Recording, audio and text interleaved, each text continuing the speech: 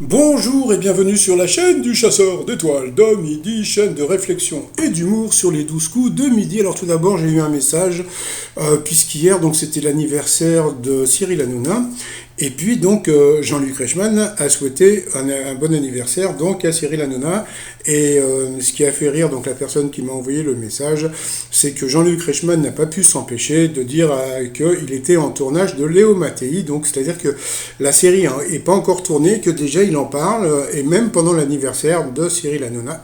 Donc on a trouvé ça assez rigolo, donc c'est pour ça que je vous en parle ce matin. Qu'est-ce qu'il y a d'autre encore? Bon bah comme on peut voir, les audiences, bon hier c'était 3 millions, aujourd'hui 3 millions 2, donc voilà, ça bouge pas trop. Bon, Bruno fait les mêmes scores que les autres maîtres de midi. Allez, ça va commencer, petit résumé de Claude. Allez, c'est parti mon kiki. Bon, bah, Jean-Luc Reichmann, voilà, il est content. Le maître de midi, il est là. Va-t-il gagner le million, le Soulan? C'est pas Bruno le Soulan, hein, c'est Jean-Luc Reichmann qui arrête pas de nous parler de son fameux million. En plus, comme je vous ai dit, c'est pas vraiment un million, puisque, bon, bah, par rapport aux cadeaux, il y a des cadeaux qui sont surévalués. Donc, mais bon, on va dire qu'il y a un million, mais c'est. Voilà, quoi. Bon. Sinon, au coup d'envoi, la question trop dure: à quelle capitale européenne est associé le sandwich jambon beurre? Donc, bien sûr, c'était à Paris. Donc, voilà. Alors, petit conseil, alors je sais pas si vous connaissez le pain poilane. Moi je conseille le pain poilane, au four avec du jambon et puis du fromage, c'est délicieux. Comment ça s'appelle? C'est pas un croque-monsieur, mais là c'est un croque-monsieur, mais façon avec du pain poilane, ou si vous n'avez pas de poilane dans votre région, bah, vous prenez du pain de campagne tout simplement. Après vous aviez Manuela qui était trop mignonne et qui était trop seule, et puis d'un seul coup bah, ils sont arrivés, donc Victoria et Jean-Antoine, les parents de Manuela. Bonjour monsieur, dame.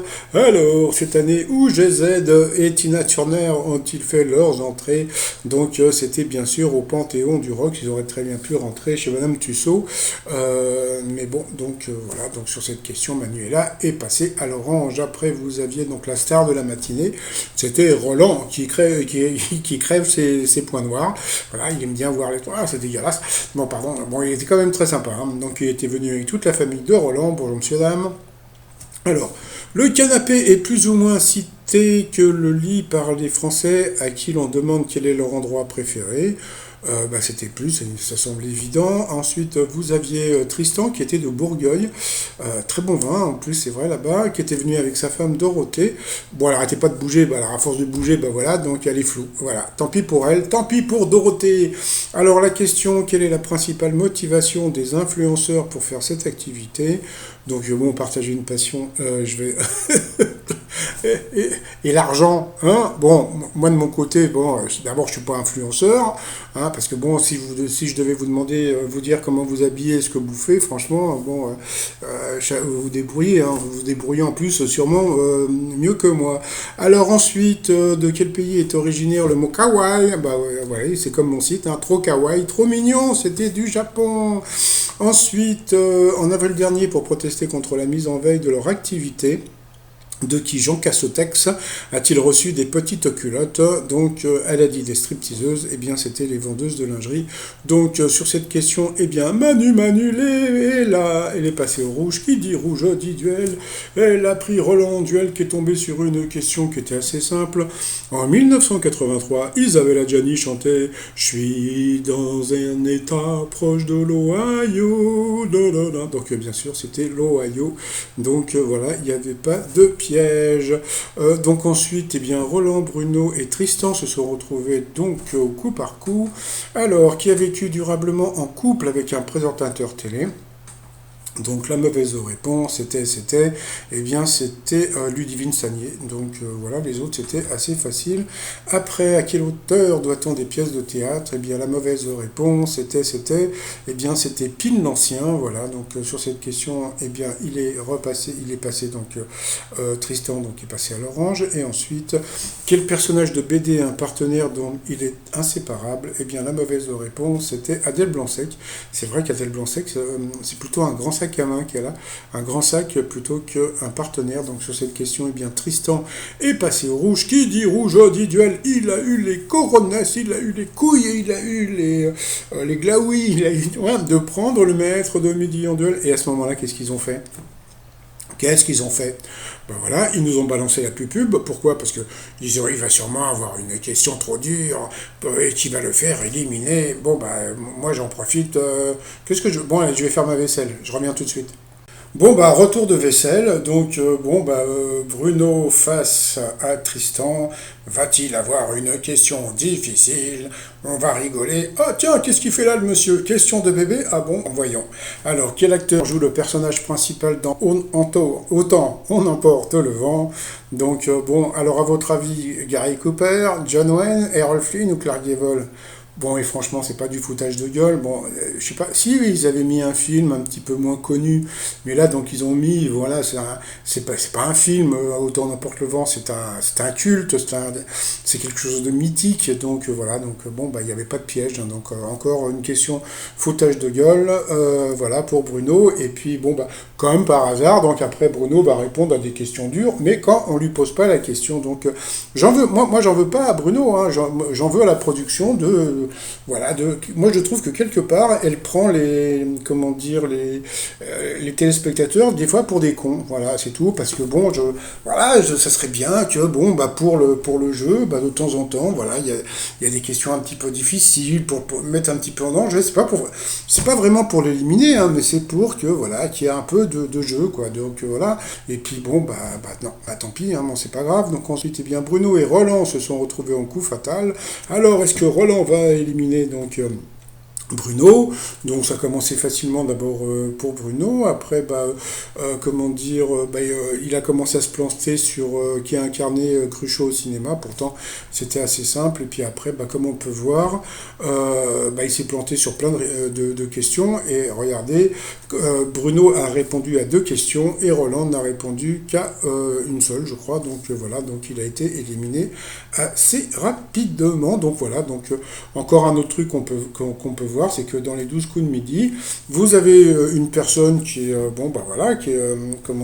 qui a du potentiel, donc Bruno, et puis à chaque fois, ils mettent des candidats. Bon, je n'ai rien contre les candidats, hein, mais bon, ça serait sympa que de temps en temps, ils mettent des candidats un peu plus lourds. Donc, lourd, quand je dis lourd, au niveau des connaissances ou je ne sais quoi, parce que bon, comme je dis toujours, j'ai toujours l'impression que les candidats viennent juste pour passer à la télé et pas pour gagner. Donc voilà, donc à part Tristan qui a eu les couilles de prendre le maître de midi en duel. Et puis, alors oui, il y a un truc que j'ai fait hier qui m'a beaucoup amusé, c'est qu'à force de dire que les candidats sont des trouillards, je fais exprès, c'est-à-dire que bon, souvent je dis des conneries exprès pour qu'on me dise que c'est pas vrai, et là je fais exprès de titiller les candidats pour leur dire que ce sont des trouillards, nanana, ouais, ils ont peur et tout, et puis voilà quoi, donc en attendant qu'il y en a un qui se manifeste pour me dire si Bruno a été éliminé, on verra bien si ça marche, mon petit truc.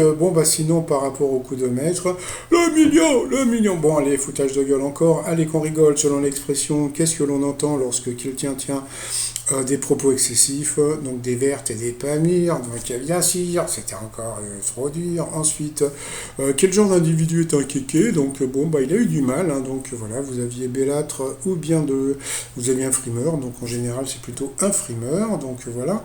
Et puis ensuite, quel mot désigne le cordage qui permet d'attacher un navire au quai? Donc voilà. Il a dit l'autre. Bon. Alors, hein, et où est-ce qu'on la met la bibite, hein? Vous connaissez pas la bibite, voilà, donc voilà, c'est la bibite d'amarrage, hein, donc voilà, donc bien sûr c'était l'amarrage, donc il a perdu à 0, donc c'est pas aujourd'hui qu'il va être encore millionnaire, tant pis pour lui. Ensuite, voilà, après quelle est la forme de l'assiette qui sert de logo au Resto du Cœur? Donc bien sûr c'était un cœur, et puis à la fin, quel est le prénom de Mademoiselle Delamarre, héroïne d'une série TF1. Donc bien sûr, c'était Joséphine Ange Gardien. Donc il a quand même gagné 2000 euros, ça lui fait 1000 € dans la poche. Par rapport à l'étoile mystérieuse, bon bah, alors je sais pas s'il s'y connaît en bagnole, mais sur la gauche là, il trouve que ça ressemble à une voiture italienne. Donc voilà, donc peut-être une Ferrari. Donc je sais pas s'il a déjà vu une Ferrari de près, mais comme je l'ai déjà dit, cette voiture est une Cadillac. Dans les Cadillacs, donc je crois qu'il y a une ville en France qui s'appelle Cadillac, j'en suis même sûr. Mais les Cadillacs sont des voitures américaines, donc voilà.